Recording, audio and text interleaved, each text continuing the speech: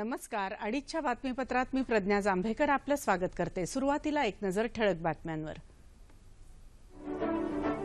तामिळनाडू, पश्चिम बंगाल, आसाम, केरळ आणि पुद्दुचेरी विधानसभा निवडणुकीचे बहुतांश निकाल हाती. पश्चिम बंगालमध्ये ममता बॅनर्जी आणि तामिळनाडूत जयललिता यांनी गड राखला. पुद्दुचेरीत अटीतटीची लढत. आसाम आणि केरळमध्ये काँग्रेसला धक्का. आसाममध्ये भाजपा तर केरळमध्ये डावे आघाडीवर. सर्वांगीण विकास साधणारा पक्ष म्हणून जनता भाजपाकडे पाहत असल्याचं पंतप्रधानांचं मत. काँग्रेस उपाध्यक्ष राहुल गांधी यांनी पक्षाचा पराभव स्वीकारला. पॅरिसहून कैरोला जाणारं इजिप्त एअरलाइन्सचं विमान भूमध्य समुद्रात कोसळलं. 66 जण मरण पावल्याची भीती. कोयना नगर परिसरात काल संध्याकाळपासून भूकंपाचे 3 सौम्य धक्के. आणि बंगालच्या उपसागरातल्या कमी दाबाच्या पट्ट्याचं चक्रीवादळात रूपांतर. ओदिशा, आंध्र प्रदेशला सतर्कतेचा इशारा. आता सविस्तर वृत्त. तामिळनाडू, पश्चिम बंगाल, केरळ, आसाम या 4 राज्यात तर पुद्दुचेरी या केंद्रशासित प्रदेशात विधानसभा निवडणुकीची मतमोजणी आज सुरू आहे. तामिळनाडू, पश्चिम बंगालमध्ये सत्ताधारी पक्षच पुन्हा सत्तेवर येण्याची चिन्ह आहेत, तर आसाममध्ये भाजपाचं कमळ फुललं असून ईशान्येकडच्या राज्यात पक्षाला प्रथमच यश मिळालं आहे. केरळमध्ये डाव्या पक्षाला घवघवीत यश मिळालं आहे, तर पुद्दुचेरीमध्ये चित्र अद्याप अस्पष्ट आहे. AINCRC आणि काँग्रेस द्रमुक आघाडी यांच्यात चुरशीची लढत सुरू आहे. तामिळनाडूमध्ये अण्णा द्रमुकच्या जयललिता यांच्या नेतृत्वाखाली पुन्हा सत्तेवर येण्याच्या दृष्टीनं पक्षाची वाटचाल सुरू आहे. बऱ्याचशा जनमत चाचण्यांचा अंदाज खोटा ठरवत सलग दुसऱ्यांदा सत्ता स्थापन करण्यासाठी जयललिता सिद्ध झाल्या आहेत. 1989 नंतर प्रथमच सत्ताधारी पक्षानं सलग दुसऱ्यांदा बाजी मारली आहे. तामिळनाडू विधानसभेच्या 234 जागांपैकी 232 जागांचे निकाल आज जाहीर होत आहेत.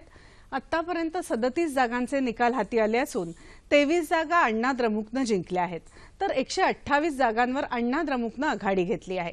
त्यांचा नजीकचा प्रतिस्पर्धी द्रमुकनं 14 जागांवर विजय मिळवत 102 जागांवर आघाडी घेतली आहे. मुख्यमंत्री जयललिता, द्रमुक नेते M करुणानिधी आपापल्या मतदारसंघात आघाडीवर आहेत, तर भाजपा नेते T सुंदरराजन, माजी केंद्रीय मंत्री आणि PMK नेते डॉक्टर अंबुमणी, DMDK नेते विजयकांत पिछाडीवर आहेत. आजच्या निकालामुळे द्रमुकचं कौटुंबिक राजकारण संपुष्टात आल्याचा दावा जयललिता यांनी केला आहे. पश्चिम बंगालमध्ये आतापर्यंत 108 जागांचे निकाल हाती आले आहेत. तृणमूल काँग्रेसनं 80 जागांवर विजय मिळवत स्पष्ट बहुमताकडे वाटचाल केली आहे. बंगालच्या जनतेनं पुन्हा एकदा ममता बॅनर्जींना जोरदार पाठिंबा देत डाव्या पक्षांना धक्का दिला आहे. डाव्या पक्षांना 8, काँग्रेस 17 तर भाजपाला 2 जागा जिंकता आल्या आहेत. बंगालमध्ये 294 जागांपैकी 213 जागांवर तृणमूल काँग्रेस आघाडीवर आहे. काँग्रेसनं 41, डाव्या पक्षांनी 30 तर भाजपानं केवळ 7 जागांवर आघाडी घेतली आहे. त्यामुळे ममता बॅनर्जींनी सत्तेचा सोपान सहज चढला असून त्या पुन्हा एकदा मुख्यमंत्री पदावर विराजमान होणार हे स्पष्ट झालं आहे. एकेकाळी पश्चिम बंगालवर अधिराज्य गाजवणाऱ्या डाव्या पक्षांच्या जागांना 2011 सालापासूनच उतरती कळा लागली. डाव्यांना 2011 सालात झालेल्या विधानसभा निवडणुकीत 42 जागा जिंकल्या होत्या. या जागाही डाव्यांना यंदा कायम राखता आल्या नाहीत. काँग्रेसलाही अपेक्षित यश मिळवता आलेलं नाही.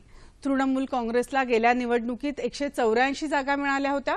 यंदा ममता बॅनर्जींविरोधात शारदा चिटफंड घोटाळा, पूल दुर्घटना यासारख्या घटनांवरून सर्वच विरोधी पक्षांकडून राळ उठवण्यात आली होती. मात्र बंगाली जनतेनं ममता बॅनर्जींवर विश्वास दाखवत त्यांना पुन्हा एकदा संधी दिली आहे. विरोधकांनी अपप्रचार करूनही बंगालमध्ये मिळालेल्या अभूतपूर्व यशाबद्दल ममता बॅनर्जी यांनी समाधान व्यक्त केलं आहे. हा जनतेचा विजय असल्याचं सांगत त्यांनी त्याबद्दल जनतेचे आभार व्यक्त केले आहेत. बॅनर्जी यांनी निकालाचं चित्र स्पष्ट होताच पत्रकार परिषद घेतली. त्यावेळी त्या बोलत होत्या.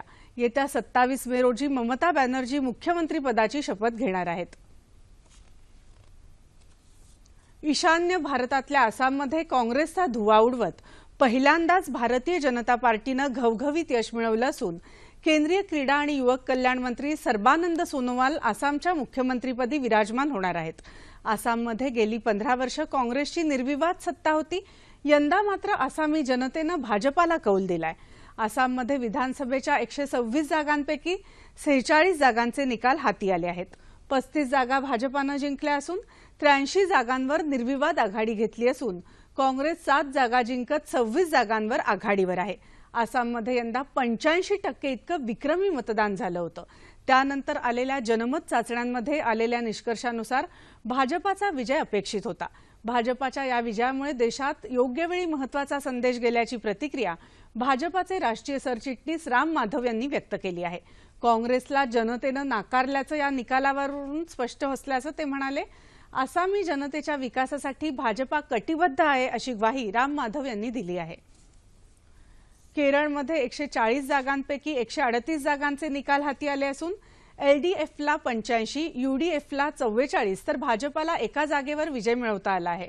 यूडीएफ 46 जागांवर तर एलडीएफ 85 जागांवर आघाडीवर आहे। ओमन चंडी, अच्युतानंदन आघाडीवर आहेत तर क्रिकेटपटू श्रीशांत, पीव्ही जगदीश कुमार पिछाडीवर आहेत। काँग्रेसला सत्तेवरून खाली खेचून डावी आघाडी सत्ता स्थापन करेल असं चित्र सध्या दिसत आहे। डावी लोकशाही आघाडी 88 जागांवर आघाडीवर आहे। केरळमध्ये भाजपानं प्रथमच खातं उघडलं असून पक्षाला एका जागेवर विजय मिळाला आहे। पुद्दुचेरीमध्ये 30 सदस्यीय विधानसभा निवडणुकीची मतमोजणी होत असून 9 जागांचे निकाल हाती आले आहेत। काँग्रेसला 5 जागांवर विजय मिळाला आहे। एआयएनआरसी आणि अण्णा द्रमुक यांनी प्रत्येकी 2 जागा जिंकल्या आहेत। काँग्रेस द्रमुक युती 13 जागांवर आघाडीवर असून सत्ताधारी एआयएनआरसीला जोरदार टक्कर देत आहे। अण्णा द्रमुक 2 जागांवर आघाडीवर आहे। 5 राज्यांमधल्या निवडणुकांमध्ये तामिळनाडूत विजय मिळवणाऱ्या अण्णा द्रमुकच्या जयललिता आणि पश्चिम बंगालमध्ये विजय मिळवणाऱ्या तृणमूल काँग्रेसच्या ममता बॅनर्जी यांचं पंतप्रधान नरेंद्र मोदी यांनी अभिनंदन केलं आहे। ममता बॅनर्जी आणि जयललिता यांच्याशी आपण दूरध्वनीवरून संपर्क साधला आणि त्यांना शुभेच्छा दिल्या असं पंतप्रधानांनी ट्विटरवरून सांगितलं। तामिळनाडूत जयललिता यांनी आणि पश्चिम बंगालमध्ये ममता बॅनर्जी यांनी आपली सत्ता कायम राखण्यात यश मिळवलं आहे। आसाममध्ये भाजपाचा विजय ऐतिहासिक असल्याची प्रतिक्रिया पंतप्रधान नरेंद्र मोदी यांनी व्यक्त केली आहे। आसामच्या जनतेच्या अपेक्षा पूर्ण करण्यासाठी भाजपा सर्वतोपरी प्रयत्न करेल असं त्यांनी म्हटलं आहे। आसाम, पश्चिम बंगाल, तामिळनाडू, पुद्दुचेरी आणि केरळच्या जनतेचे त्यांनी आभार मानले आहेत। सर्वांगीण विकास साधणारा पक्ष म्हणून जनता भाजपाकडे पाहत असल्याचं मत पंतप्रधानांनी व्यक्त केलं आहे। 5 राज्यांमधल्या विधानसभा निवडणुकांमध्ये खराब कामगिरीबाबत काँग्रेसनं निराशा व्यक्त केली आहे। जनतेनं दिलेला कौल आपण नम्रपणे स्वीकारत आहोत आणि जनतेचा विश्वास मिळवेपर्यंत कठोर परिश्रम करत राहू असं काँग्रेसचे उपाध्यक्ष राहुल गांधी यांनी म्हटलं आहे। चालू तसंच येत्या वर्षात भारतीय अर्थव्यवस्थेचा विकास दर 7.5% राहील असा अंदाज मूडीज या पतमानांकन संस्थेनं व्यक्त केला आहे। खासगी गुंतवणुकीचा सातत्यपूर्ण ओघ आणि वस्तूंची मागणी वाढती राहिली पाहिजे तरच ही गती कायम राखता येईल असं मूडीनं म्हटलं आहे। 2015 मधल्या 7.3 विकास दरात थोडी सुधारणा होऊन पुढच्या 2 वर्षांसाठी हा दर 7.5% राहील असा अंदाज आहे। उत्तराखंडमधल्या काँग्रेसच्या 9 बंडखोर आमदारांनी भाजपामध्ये प्रवेश केला आहे। यामध्ये उत्तराखंडचे माजी मुख्यमंत्री विजय बहुगुणा यांचाही समावेश आहे। भाजपच्या दिल्ली इथल्या मुख्यालयात या आमदारांनी भाजपामध्ये प्रवेश केला। पंतप्रधान नरेंद्र मोदी यांच्या धोरणामुळे आपण प्रभावित झालो असल्यानं भाजपामध्ये प्रवेश करत असल्याची प्रतिक्रिया या आमदारांनी व्यक्त केली। सोशल मीडियावर सक्रिय राहणारे पंतप्रधान नरेंद्र मोदी यांनी लोकप्रियतेमध्ये नवा टप्पा सर केला आहे। मोदी यांच्या ट्विटरवरील फॉलोअर्सची संख्या 2 कोटींपेक्षा जास्त झाली आहे। लोकप्रियतेच्या बाबतीत अमेरिकेचे अध्यक्ष बराक ओबामा यांच्यानंतर ते जगातले दुसऱ्या क्रमांकाचे लोकप्रिय नेते बनले आहेत। मोदी यांच्या सरकारला 26 मे रोजी 2 वर्ष पूर्ण असल्याच्या पार्श्वभूमीवर मोदी यांनी हा टप्पा सर केला आहे। अलीकडेच पंतप्रधानांनी त्यांच्या आईसोबत ट्विटरवर शेअर केलेली छायाचित्र लोकप्रिय झाली होती। ट्विटर बरोबरच फेसबुक आणि इंस्टाग्राम यांच्या माध्यमातून नरेंद्र मोदी जनतेच्या संपर्कात राहत असतात। नीट संदर्भात सर्वोच्च न्यायालयाच्या निर्देशांच्या अंमलबजावणीबाबत कायदेशीर बाबींची पडताळणी सुरू असून 2 दिवसात निर्णय घेतला जाईल अशी माहिती केंद्रीय आरोग्य मंत्री जे.पी. नड्डा यांनी दिली आहे। ते काल नवी दिल्लीत वृत्तसंस्थेशी बोलत होते। सध्याच्या परीक्षा, अभ्यासक्रम आणि भाषा या 3 मुद्द्यांचा विचार आवश्यक असून चर्चेच्या माध्यमातून लवकरच त्यावर तोडगा निघेल असा विश्वास नड्डा यांनी व्यक्त केला। मुख्यमंत्री देवेंद्र फडणवीस यांनी पंतप्रधान नरेंद्र मोदी यांची काल नवी दिल्लीत या संदर्भात भेट घेतली। यंदा नीट परीक्षा रद्द केल्यास राज्य शिक्षण मंडळाच्या विद्यार्थ्यांचं नुकसान टाळता येईल, त्यामुळे ही परीक्षा रद्द करण्याविषयीचा अध्यादेश काढावा अशी विनंती पंतप्रधानांना केली असून त्यांनी त्याला सकारात्मक प्रतिसाद दिल्याचं मुख्यमंत्र्यांनी सांगितलं। दहशतवादाला कोणत्याही प्रकारे सहन न करणं हे प्रत्येक देशाचं धोरण असलं पाहिजे असं प्रतिपादन राष्ट्रपती प्रणव मुखर्जी यांनी केलं आहे। आपल्या चीन दौऱ्याच्या पार्श्वभूमीवर एका चीनी टीव्ही वाहिनीला दिलेल्या मुलाखतीत ते बोलत होते। भारत आणि चीन हे दोन महाकाय देश आहेत आणि या समस्येच्या विरोधात ते एकत्र आले तर त्याचा एक वेगळाच परिणाम दिसून येईल असं त्यांनी सांगितलं।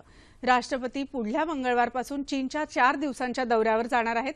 या दौऱ्यामध्ये दोन्ही देशांच्या नेत्यांना विचारांची देवाणघेवाण करण्याची आणि दोन्ही देशांच्या सामायिक हितसंबंधांबाबत सहकार्य वृद्धिंगत करण्याची संधी उपलब्ध होणार असल्यानं हा दौरा विशेष महत्त्वाचा आहे असं मुखर्जी म्हणाले।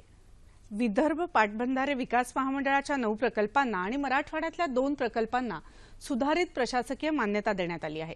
काल मुंबईत जलसंपदा विभागाच्या नियामक मंडळाची बैठक झाली। या बैठकीत ही मान्यता देण्यात आल्याचं जलसंपदा मंत्री गिरीश महाजन यांनी सांगितलं। या बैठकीत विदर्भातल्या महत्त्वाकांक्षी तसंच आदिवासी तसंच नक्षलग्रस्त भागातल्या विविध प्रकल्पांना सिंचन अनुशेष दूर करण्यासाठी ही मान्यता देण्यात आली असून यात एक मोठा, 4 मध्यम आणि 4 लघु पाटबंधारे प्रकल्पांचा समावेश आहे। 2081 कोटी 52 लाख रुपये किमतीच्या या सुधारित प्रशासकीय मान्यता आहेत। गोदावरी पाटबंधारे विकास महामंडळाच्या नवलगव्हाण आणि भेडेवाडी साठवण तलाव प्रकल्पांना एकूण 23 कोटी 84 लाख रुपयांची प्रशासकीय मान्यता या बैठकीत देण्यात आली। यामुळे प्रकल्पांच्या कामांना गती मिळेल असा विश्वास महाजन यांनी व्यक्त केला। लातूर शहराच्या पाणी टंचाईच्या निवारणासाठी तैनात करण्यात आलेल्या पाण्याच्या रेल्वेनं काही 38व्या फेरीत 25 लाख लिटर पाणी आणलं। आतापर्यंत या रेल्वेनं लातूरसाठी 7 कोटी 70 लाख लिटर पाणी आणलं आहे। दरम्यान टंचाई परिस्थितीची झळ बसत असतानाही जिल्हा आणि महानगरपालिका प्रशासनाच्या जलपुनर्भरणाच्या आवाहनाला लातूरमधल्या नागरिकांनी सकारात्मक प्रतिसाद दिल्याबद्दल जिल्हाधिकारी पांडुरंग पोले यांनी समाधान व्यक्त केलं आहे। अमरावतीमध्ये नवधान्य आणि लोकबीज विद्यापीठाच्या वतीनं देशी बियाणांचा महोत्सव आयोजित करण्यात आला होता। तब्बल 200 देशी बियाणांच्या जाती पाहण्यासाठी विदर्भातल्या सेंद्रिय शेती करणाऱ्या शेतकऱ्यांनी या महोत्सवाला चांगलीच गर्दी केली होती। अमरावतीमध्ये भिल्ली या गावात गेल्या 16 वर्षांपासून रमेश साखरकर देशी बियाणं आणि नवधान्य अभियान राबवत आहेत।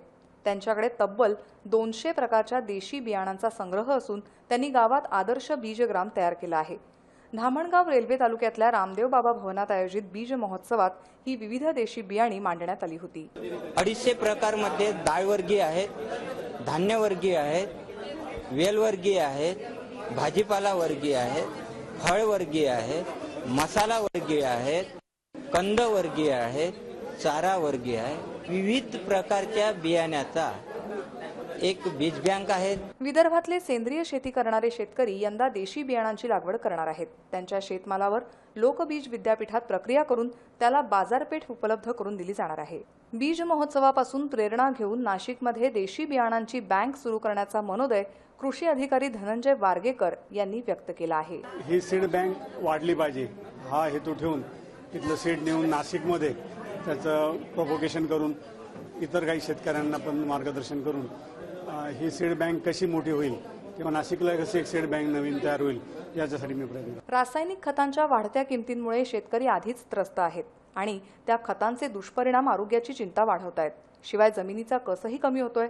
यावरचा उत्तम उपाय म्हणून शेतकऱ्यांनी देशी बियाणांसह नैसर्गिक शेतीकडे वळायला वाव आहे। केंद्रीय लोकसेवा आयोग अर्थात यूपीएससीच्या परीक्षेत घवघवीत यश मिळवणाऱ्या जालना जिल्ह्यातल्या शेख अन्सार युनुस अहमद यांचा औरंगाबाद विभागाचे विशेष पोलीस महानिरीक्षक विश्वास नांगरे पाटील यांच्या हस्ते काल जालना शहरात नागरी सत्कार करण्यात आला। या सोहळ्याला पोलीस अधीक्षक ज्योतिप्रिया सिंह, आमदार अर्जुन खोतकर यांच्यासह विविध क्षेत्रातले मान्यवर उपस्थित होते। अत्यंत बिकट परिस्थितीशी सामना करत शेख यांनी हे यश मिळवलं आहे। यावेळी शेख यांनी आपलं मनोगत व्यक्त केलं।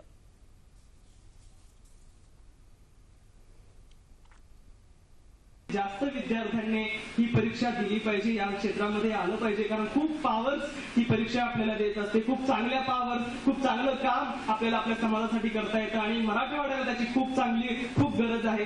एक अधिकारी एक जिल्ह्याचं स्वरूप पालटू शकतो, त्याच्या बरेचसे उदाहरण आपण बघितलेले आहेत. तर मला असं वाटतं की आपल्या मराठवाड्यातल्या विद्यार्थ्यांनी प्रेरणा घ्यावी, छान अभ्यास करावा, संघर्ष करावा, परिस्थितीवर मात करावी आणि आपल्या देशाच्या विकासासाठी हातभार लावावा. आपला देश खूप सुंदर आहे आणि आपल्याला त्याला अजून सुंदर बनवायचं आहे. त्यासाठी गरज आहे की आपण एकतेने एकजूट होऊन एकमेकांचा हात धरून आपण संघर्ष केला पाहिजे, अभ्यास केला पाहिजे, परीक्षा दिल्या पाहिजे, पास झालं पाहिजे आणि देशासाठी काम केलं पाहिजे. नाशिक जिल्ह्यातल्या प्रमुख कृषी उत्पन्न बाजार समित्यांमध्ये काल कांद्याच्या भावात घसरण झाली. मध्य भारतात कांद्याची सर्वात मोठी बाजारपेठ असलेल्या लासलगाव इथं कांद्याला दर क्विंटल मागे 750 रुपये भाव मिळाला. सध्या कांद्याचा दर सातत्यानं 500 ते 700 रुपये असा मिळत असून उत्पन्न खर्चापेक्षा कमी भाव असल्यानं शेतकरी चिंतेत आहेत.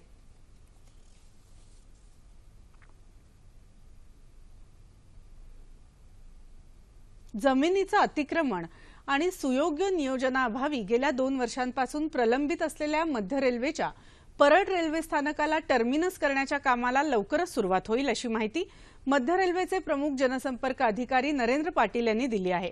या प्रकल्पासाठी 52 कोटीच्या जवळपास खर्च अपेक्षित असून 22 महिन्यात हा प्रकल्प पूर्ण करण्याचं रेल्वे प्रशासनाचं उद्दिष्ट असल्याचं त्यांनी सांगितलं.